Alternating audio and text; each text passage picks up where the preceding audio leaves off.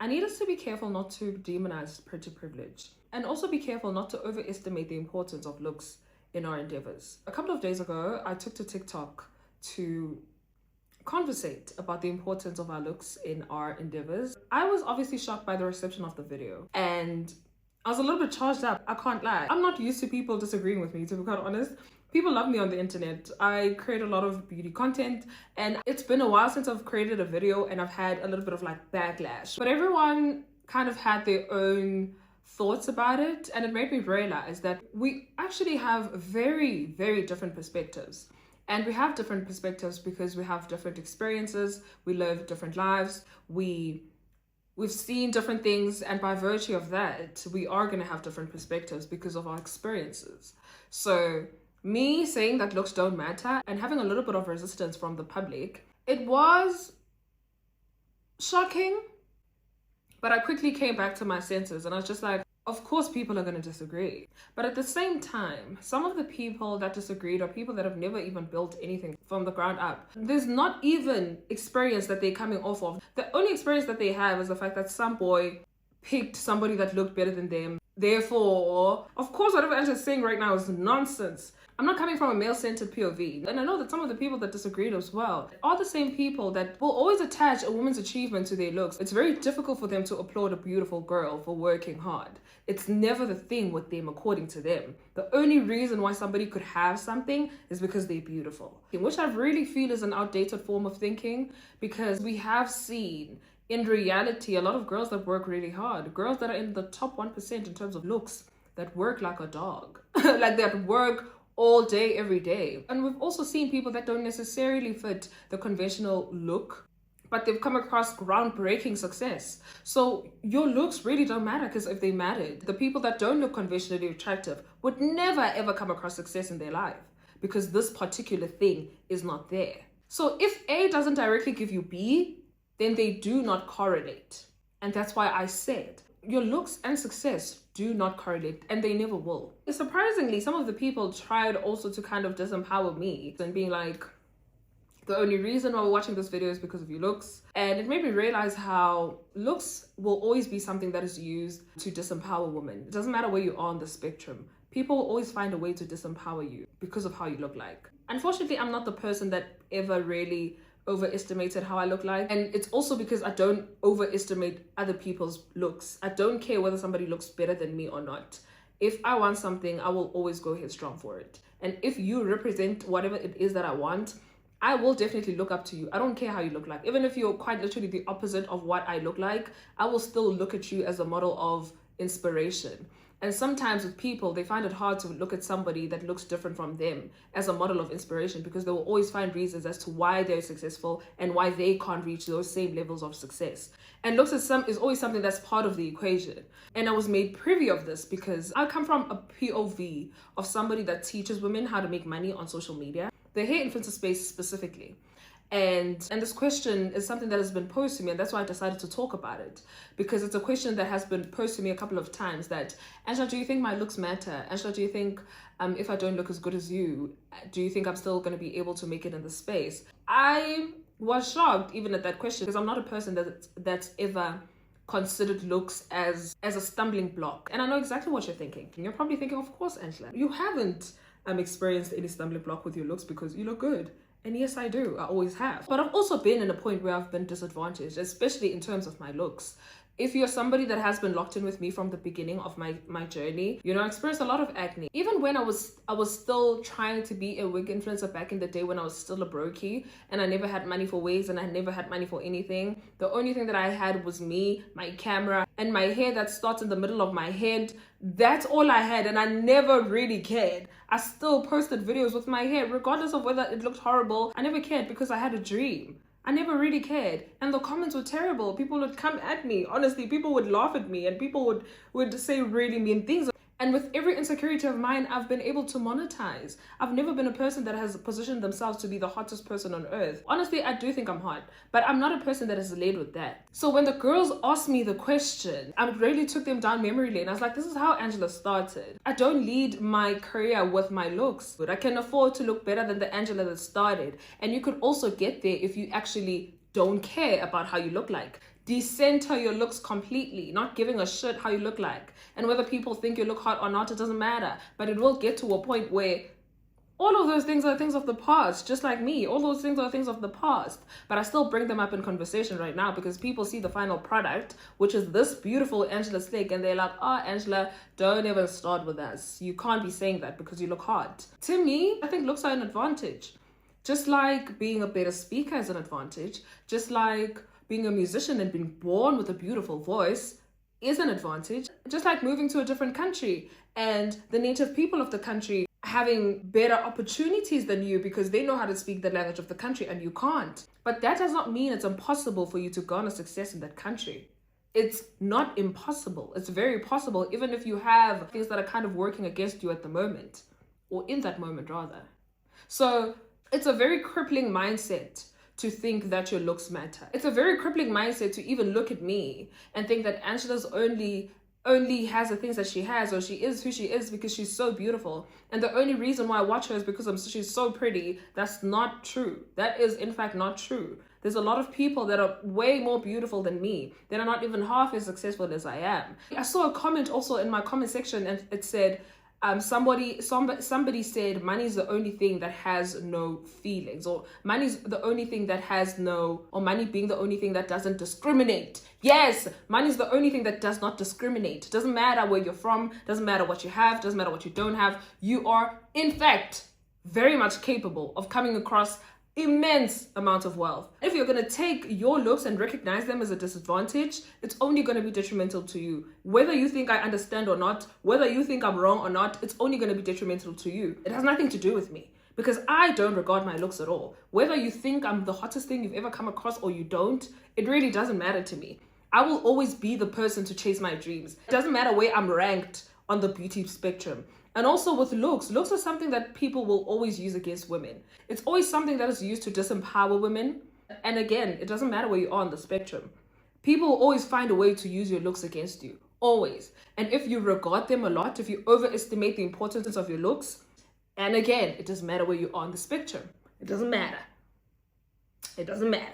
Patriarchy was also something that was brought up in the conversation, and I was taken aback. And I rolled my eyes to the back of my head like, I don't abide by patriarchy. There's nothing in my life that I do that supports patriarchy. I'm highly independent because I'm very efficient. I do everything that I can to stay self-sufficient. There's nothing that I do that enforces patriarchy at all. If you see me twirl for a nigga, it's because I like them. Nothing else. Nothing else. There are women that came before me that made sure that women like me exist.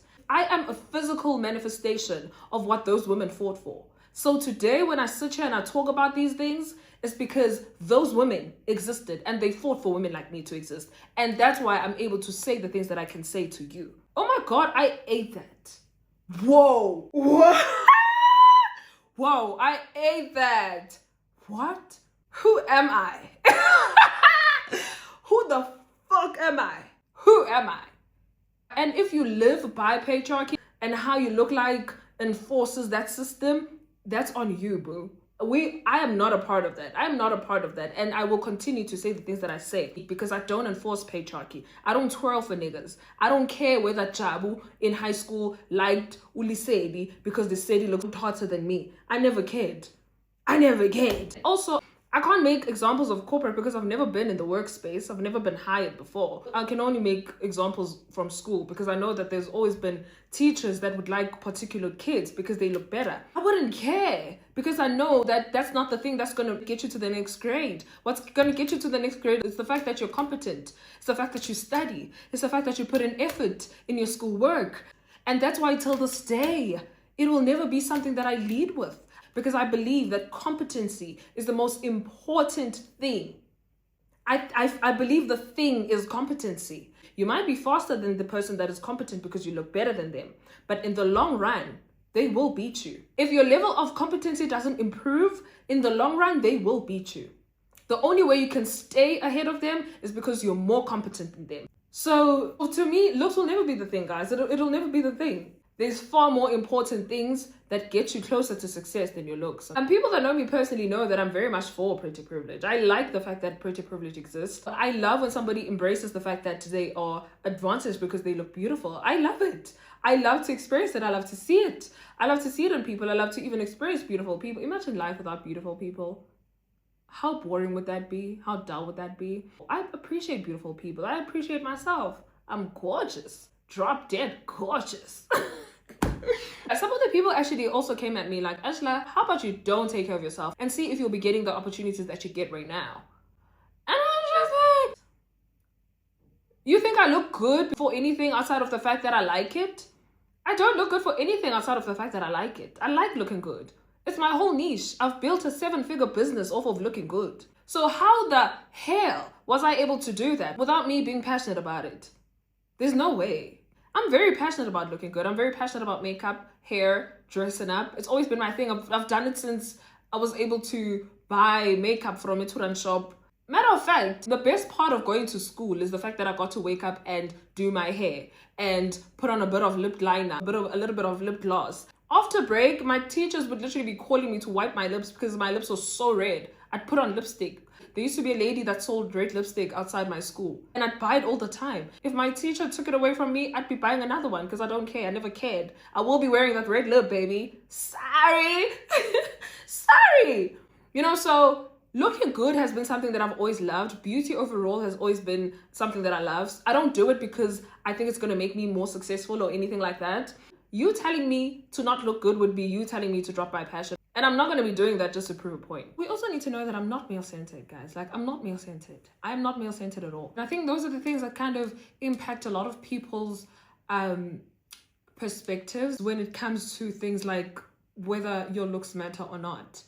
They kind of do traumatize you because you are male-centered. You want to be picked. So you realize as you're growing up that the only reason why this girl is being picked over me by everyone, can't be everyone though, but like by most people, it's because they look better than me. So by virtue of that, you grow up kind of putting people that look better than you on a pedestal. There's also that. There's people where you just grow up putting people that look better than you on a pedestal. There's a lot of things that shape people's perspectives, but I've just never been the person to care a lot about what other people look like. I also realized that girls would literally be friends with people because this person is aesthetically pleasing, And I realized that really after high school, because every time when I was friends with someone, we were friends because we used to make each other laugh. Like, we really used to make each other laugh. And you just had to be a nice person overall. Like, just don't be a mean girl, because I'm not mean. So when it comes to your looks, I really never care. Like, because when I love you as a friend, I don't even regard those things about you. You're just hot in my eyes. You're always hot. I will always be the one who's vouching for you, whether you're there or not. I'll always be the one that's vouching for you. The only social life that I had was in high school, honestly, or in school, really. That's the only social life that I had. So every time when I refer to these type of things of just being in a collective, I always just refer to things that happened in school because I did not further my studies after high school. I went to college for a year, but like I wasn't friends with a lot of people because I'm very timid also. I'm a very timid girl, so I wasn't friends with a lot of people. I went to a different college the following year. I still struggled with the social life even then. The only reference of just being around people and seeing how people react towards different people is high school. So I know in that sense that people are affected by these things. Other people being picked over them because those people are hotter than them do traumatize people, and it could be the reason why you overestimate looks so much. Because honestly, if you actually tried shit in your life, if you actually built something from the ground up to the top, you would know. You would know how little of importance looks are. I made an example earlier about a musician having the advantage of a beautiful voice. It's not only people that sound great on the mic that have commercial success when it comes to music. Even people that can't sing have successful music careers.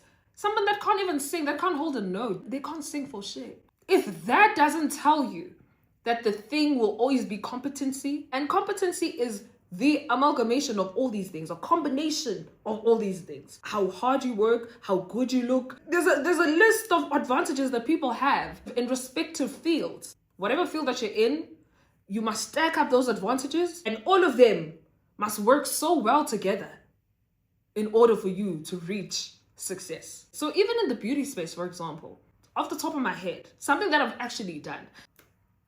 In the beauty space, you don't necessarily have to be the hottest thing to garner success. You don't have to. And I know exactly what you're thinking. You're probably thinking, Angela, you've started. You're saying a whole lot of nothing. How could you be successful in an area of beauty when beauty is not something that you're not the greatest at? This is how you do it. So let me get a model. Let me get a model. Our model is Cynthia. Cynthia has a dream of being the biggest beauty influencer in South Africa. That's Cynthia. But you know what Cynthia's problem is? Cynthia's problem is that she doesn't have clear skin. She started breaking out at the age of 21. She doesn't know what to do with her skin. She's surprised. She's going to doctors. She's trying all the products on the market. Nothing is working. She finally goes to a dermatologist, and the dermatologist puts her on Orotin. And she takes her Orotin, and her skin gets worse.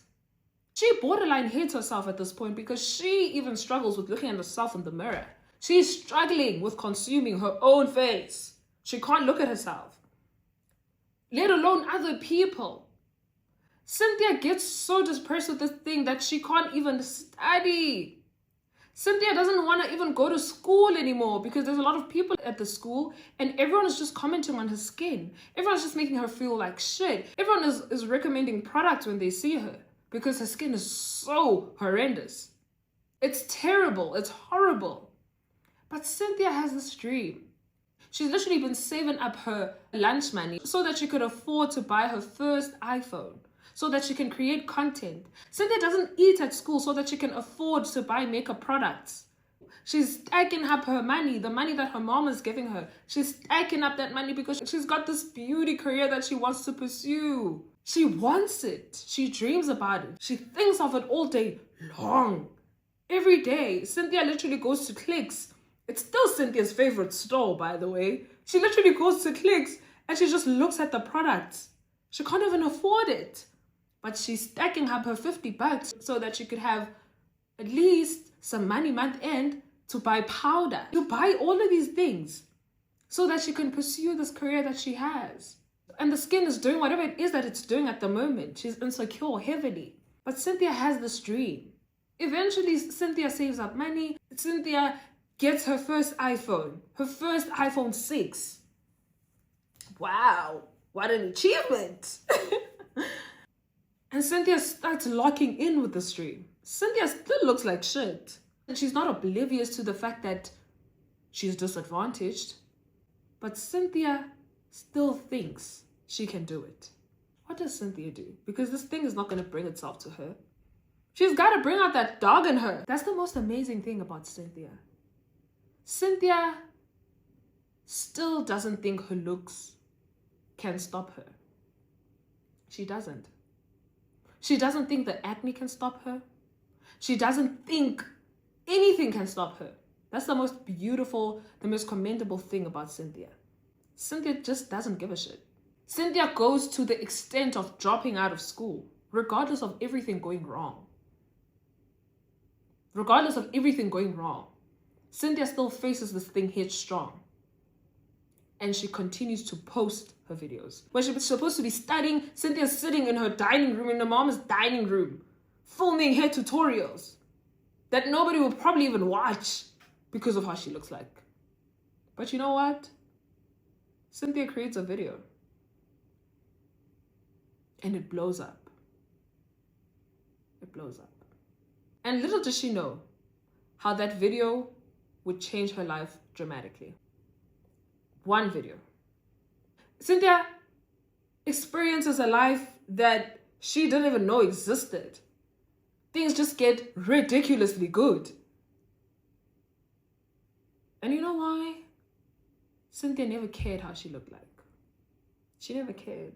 Even in the middle of her career when things started looking good, Cynthia still struggled with her skin. And she represented a group of people that also struggled with their own skin. That's how Cynthia built her brand. People that struggle with their own skin also felt like they could do this thing because they could see Cynthia doing this thing, regardless of whether her skin looked like shit or not. She just never cares. Like, she's just posting. She's just working. looking beautiful as ever. Gorgeous. Whether his skin sucks or not, Cynthia's just out here working, cashing out, stacking it up. Because Cynthia never cared. And Cynthia's smart, and Cynthia was smart enough to know that, okay, since this is working against me, let me actually include it in my brand. How about that? Let me use this thing to build a beauty brand. Now I've become a credible source with skincare. Now I've become a credible source in this area, in all these things. I probably would have never cared about skincare at all until I struggled with my skin. Because I only liked beauty growing up. I only liked the makeup part of beauty when I grew up.